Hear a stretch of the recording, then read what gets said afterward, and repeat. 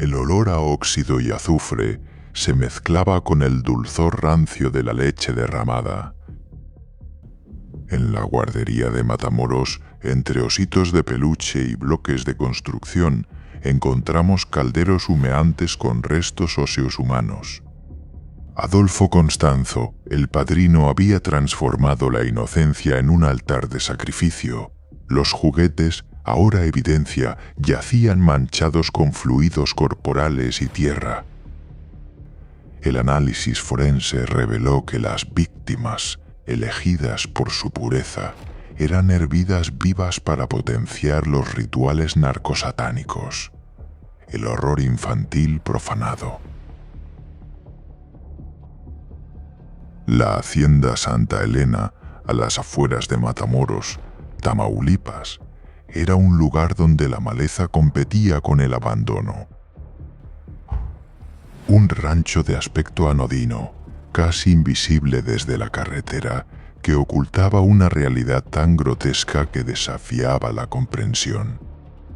El hedor, una mezcla nauseabunda de descomposición y metal, fue lo primero que golpeó a los agentes de la policía judicial al cruzar el umbral de la puerta principal. No era un olor a muerte natural, sino a una profanación calculada, metódica.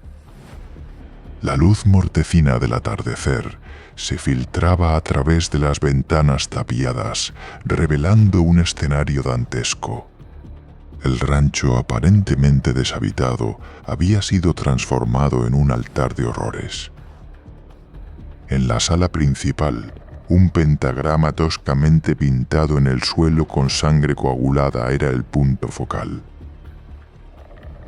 Velas consumidas de un negro intenso salpicaban el perímetro y el aire era denso, casi palpable, cargado de una energía opresiva.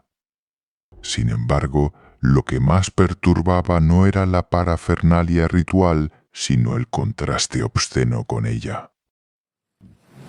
Dispersos por el suelo, entre los símbolos satánicos y los charcos de sangre, yacían juguetes infantiles.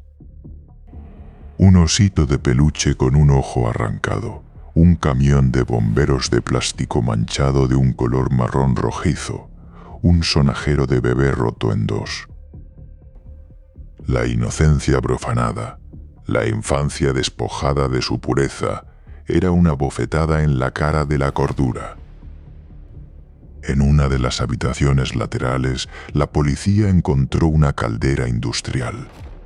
El metal estaba ennegrecido por el hollín y el óxido, y un olor acre emanaba de su interior. Con extrema precaución, los agentes abrieron la tapa. Lo que encontraron heló la sangre en sus venas. En el fondo de la caldera, flotando en un líquido turbio y fétido, había restos óseos. Fragmentos de cráneos, costillas, vértebras, todos ellos hervidos hasta la médula. La identificación inicial apuntaba a restos humanos, pero la magnitud de la atrocidad apenas comenzaba a revelarse. El equipo forense llegó al lugar al amanecer. El sol naciente no lograba disipar la atmósfera de pesadilla que impregnaba la hacienda. Cada rincón, cada objeto, parecía susurrar historias de terror. Los expertos en criminalística, curtidos en escenas de violencia extrema, se movían con cautela, documentando cada detalle con precisión milimétrica. El análisis de los restos óseos hervidos reveló una macabra verdad. No se trataba de un solo cuerpo, sino de múltiples víctimas. Hombres, mujeres y niños. La caldera había sido utilizada como un crisol, un receptáculo para la destrucción sistemática de la humanidad. En otra habitación, descubrieron un altar improvisado. Sobre una mesa de madera toscamente construida, encontraron fotografías de personas. Algunas estaban tachadas con una cruz roja, otras presentaban signos de haber sido quemadas parcialmente. Junto a las fotografías había amuletos, talismanes y otros objetos de dudosa procedencia. La investigación se centró en la identificación de las víctimas y en la búsqueda de los responsables de esta carnicería. Las primeras pistas apuntaban a un grupo de narcotraficantes liderado por un hombre conocido como Adolfo Constanzo.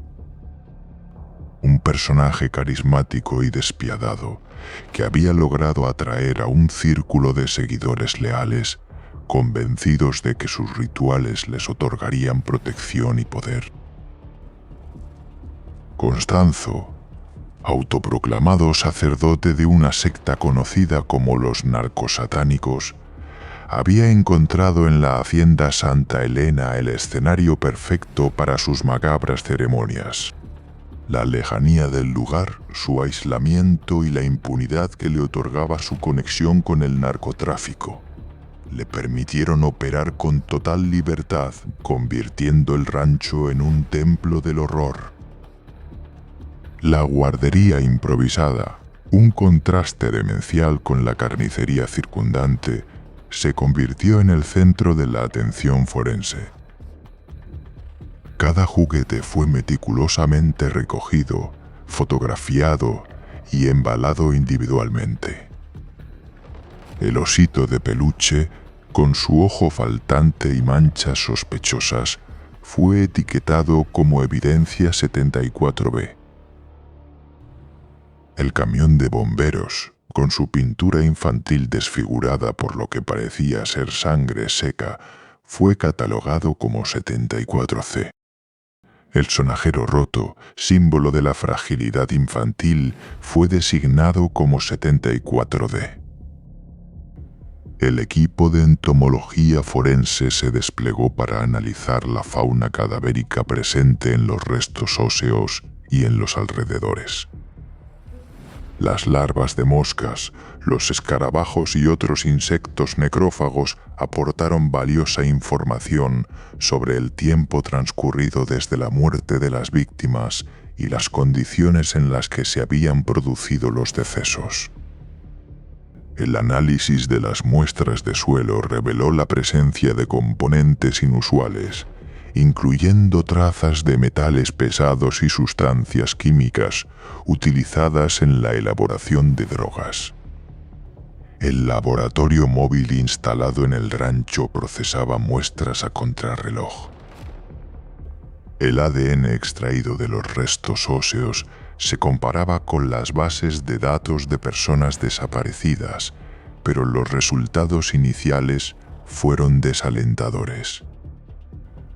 La degradación de las muestras, producto del proceso de ebullición y el paso del tiempo, dificultaba la obtención de perfiles genéticos completos.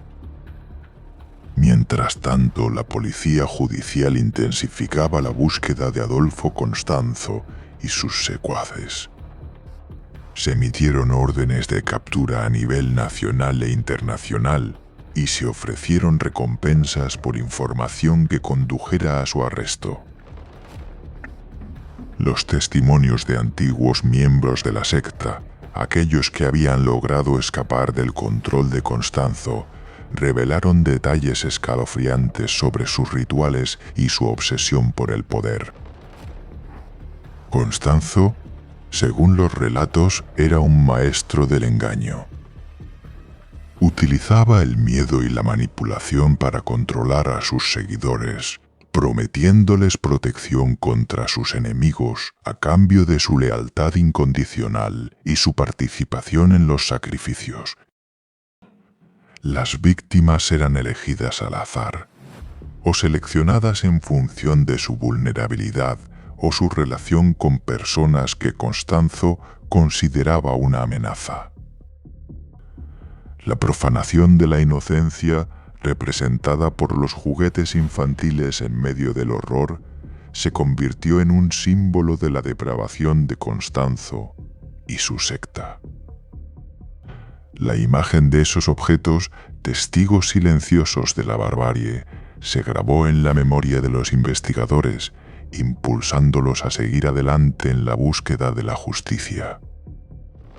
El hedor, una mezcla nauseabunda de carne quemada, tierra húmeda y químicos indefinibles, impregnaba cada centímetro de la guardería. Las paredes, otrora pintadas con colores vivos, presentaban ahora una paleta macabra de manchas parduzcas y salpicaduras oscuras.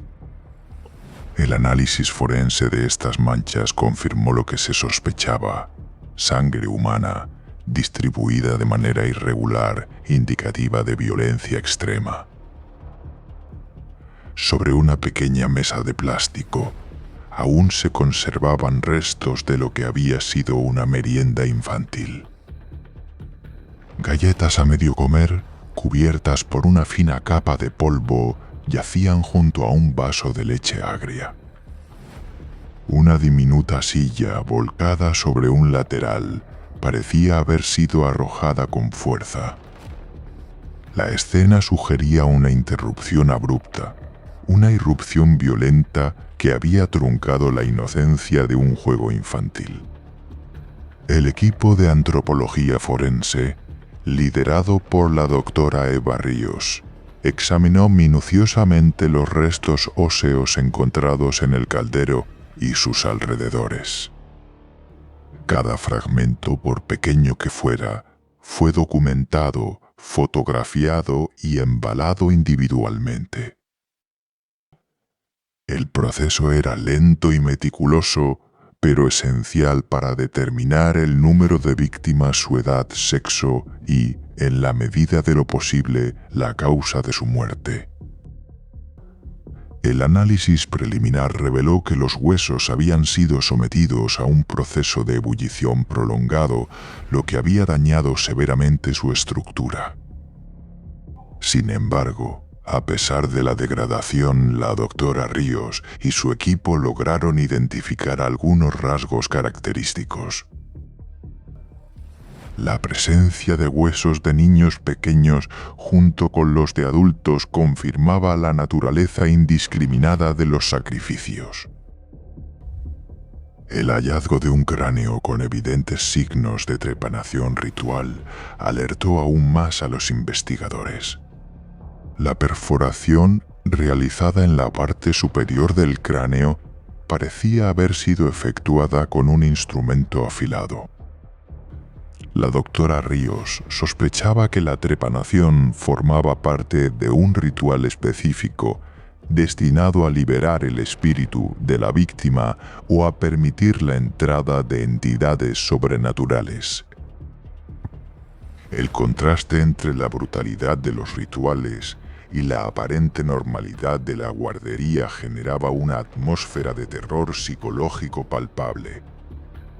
Los investigadores, endurecidos por años de experiencia en escenas del crimen, se sentían perturbados por la profanación de la inocencia infantil. La imagen de los juguetes manchados de sangre, símbolos de alegría y esperanza, se convertía en un recordatorio constante de la depravación humana. La búsqueda de Adolfo Constanzo se intensificó. Las autoridades mexicanas colaboraban con agencias internacionales, incluyendo el FBI y la Interpol, para rastrear sus movimientos. Se sospechaba que Constanzo podría haber huido a Estados Unidos o a algún país de América Central, donde contaba con contactos en el mundo del narcotráfico. La presión sobre los miembros restantes de la secta aumentaba. Algunos, aterrados por la magnitud de sus crímenes, comenzaron a colaborar con la policía, proporcionando información valiosa sobre los rituales de Constanzo, su estructura de poder y sus posibles escondites. Estos testimonios, aunque fragmentados y contradictorios, ayudaron a reconstruir el perfil psicológico del líder de los narcosatánicos y a comprender su motivación para cometer actos tan atroces. La profanación de la inocencia materializada en la guardería de Matamoros, se convirtió en un símbolo de la lucha contra el mal. La imagen de esos juguetes, testigos silenciosos del horror, se difundió por todo el mundo, generando indignación y repulsa. La búsqueda de la justicia, impulsada por la memoria de las víctimas, continuaba sin descanso. La doctora Ríos, con guantes de látex y una mascarilla cubriendo su rostro, señaló con un fino puntero metálico una serie de marcas inusuales en la tibia de una de las víctimas infantiles. Observen estas incisiones. Son demasiado precisas para ser producto de la ebullición. Sugieren un desmembramiento post-mortem realizado con un instrumento muy afilado, posiblemente un machete o un cuchillo de carnicero. La precisión de las incisiones hablaba de un conocimiento anatómico, aunque rudimentario, por parte del perpetrador. La idea de que alguien con semejante frialdad y método hubiera profanado un lugar destinado a la protección de niños generaba un escalofrío colectivo entre los presentes. En otra sección de la guardería, el equipo de criminalística examinaba un mural infantil pintado en una de las paredes. Dibujos de soles sonrientes, casas con chimeneas humeantes y figuras humanas toscamente representadas contrastaban grotescamente con las manchas rojizas que los cubrían parcialmente. Utilizando luminol, un reactivo químico que revela rastros de sangre latente, los investigadores descubrieron patrones de salpicaduras que indicaban la dirección y la fuerza del impacto. La conclusión era ineludible. El mural, otrora un símbolo de la inocencia infantil, había sido salpicado con la sangre de las víctimas. La atención se centró entonces en un altar improvisado ubicado en un rincón oscuro de la guardería. Consistía en una mesa cubierta con un mantel negro, sobre la cual se encontraban diversos objetos rituales: velas derretidas, cráneos de animales, amuletos de origen desconocido y un cáliz de metal oxidado. Un análisis detallado del cáliz reveló la presencia de residuos orgánicos, posiblemente sangre humana, mezclada con otras sustancias. El altar, con su aura de misterio y maldad, era el epicentro del horror que había consumido la guardería. Mientras el equipo forense trabajaba incansablemente, la policía continuaba interrogando a los miembros capturados de la secta.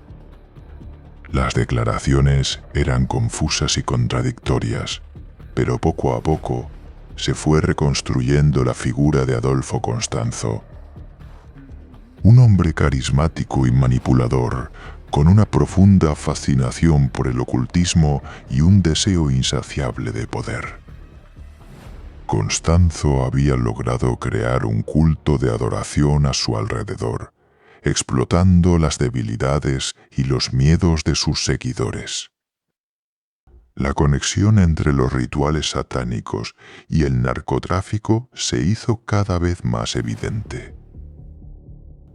Constanzo utilizaba los sacrificios humanos como una forma de asegurar la protección de sus actividades ilícitas.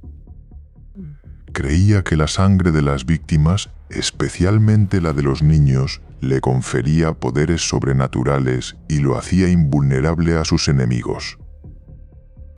Esta creencia, por irracional que pareciera, era la base de su poder y la justificación de sus crímenes. La búsqueda de Constanzo se extendió a los estados fronterizos de México y Estados Unidos.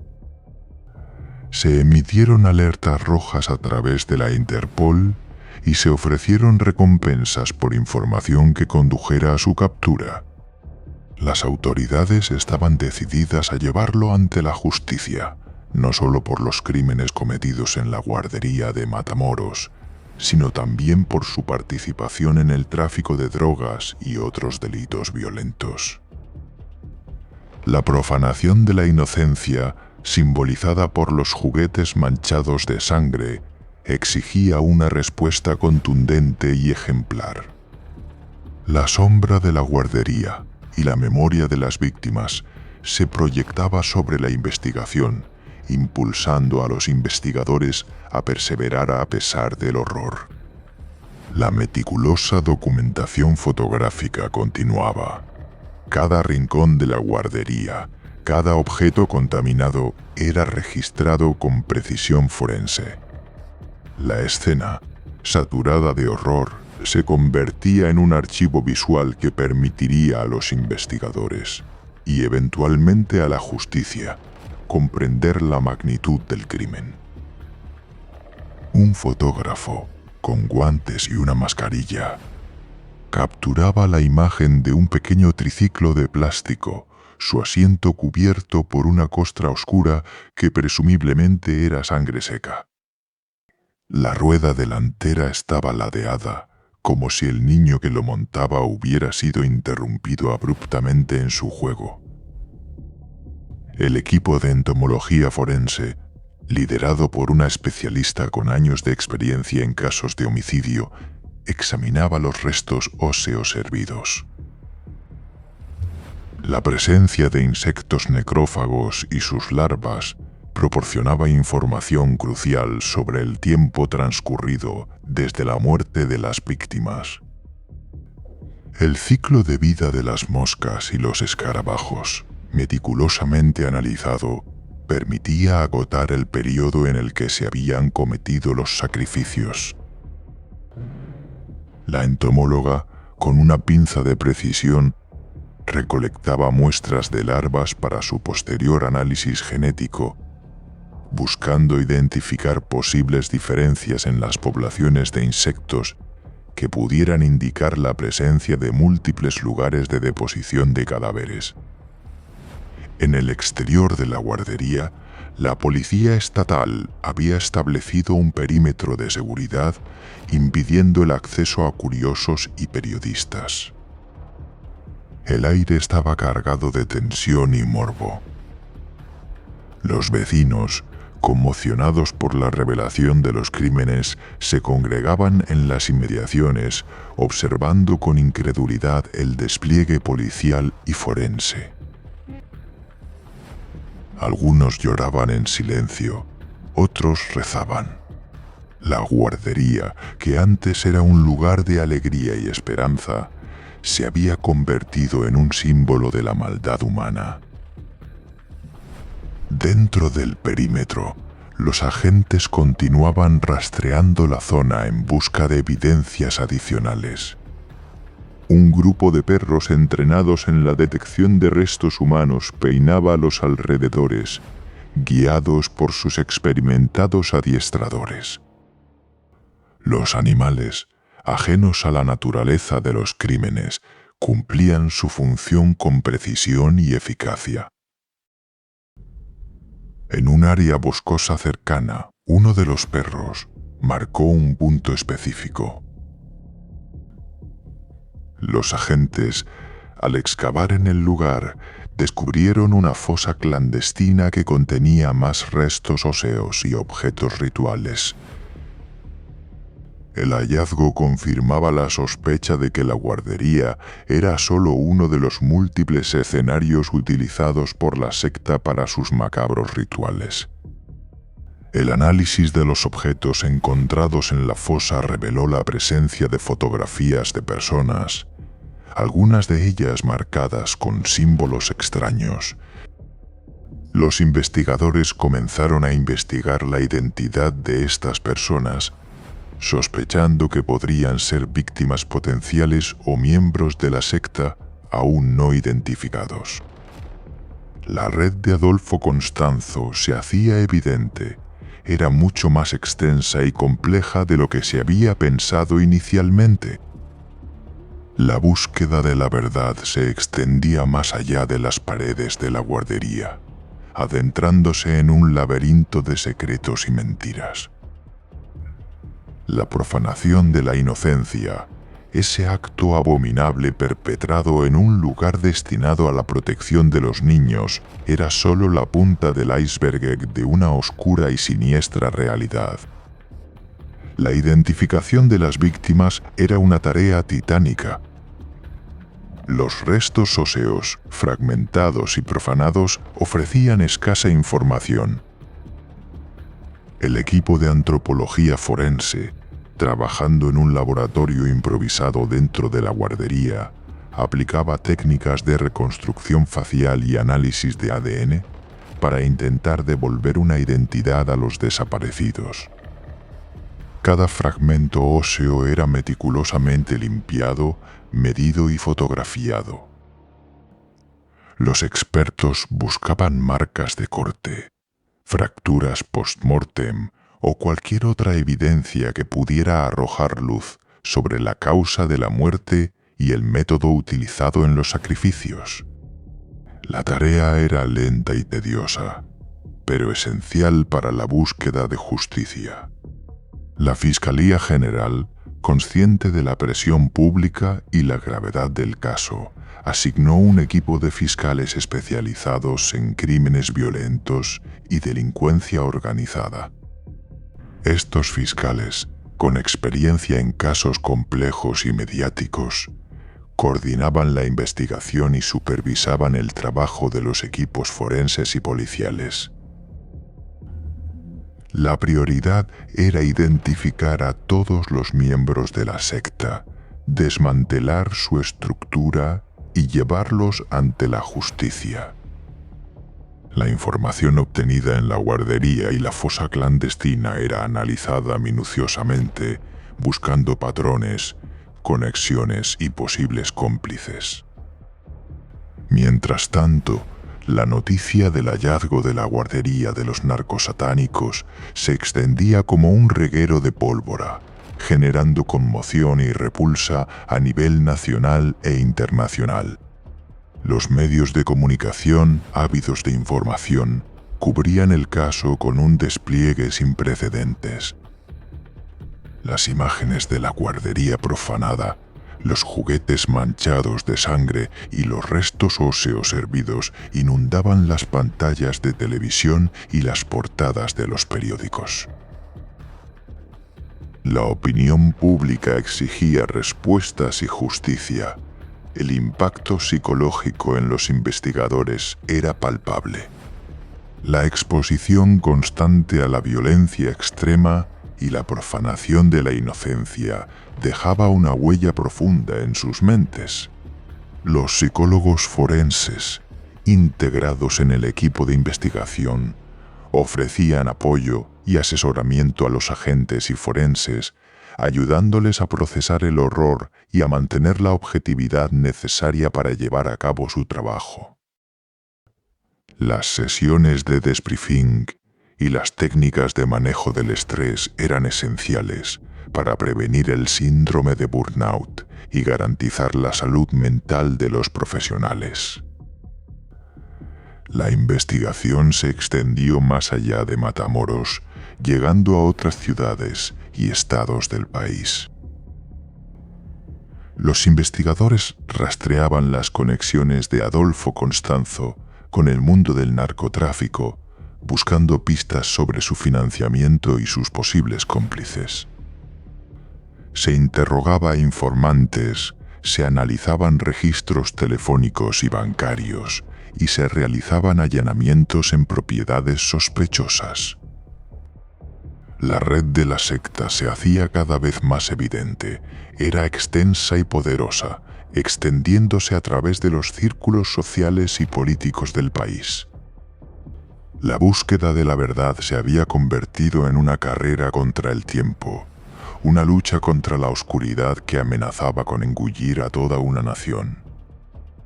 El eco de los crímenes resonó en los tribunales durante años. Miembros de la secta, cómplices y protectores fueron identificados, juzgados y sentenciados. La guardería, convertida en un monumento al horror, fue demolida y el terreno consagrado. El caso de los narcosatánicos de Matamoros dejó una cicatriz imborrable en la memoria colectiva, un recordatorio sombrío de la fragilidad de la inocencia y la persistencia del mal. Hemos revisado este caso desde este ángulo. Dejad un comentario para conocer más. Cada crimen deja una huella imborrable. Ayúdanos a seguir el rastro suscribiéndote ahora. Hasta el próximo caso. Memento Mori.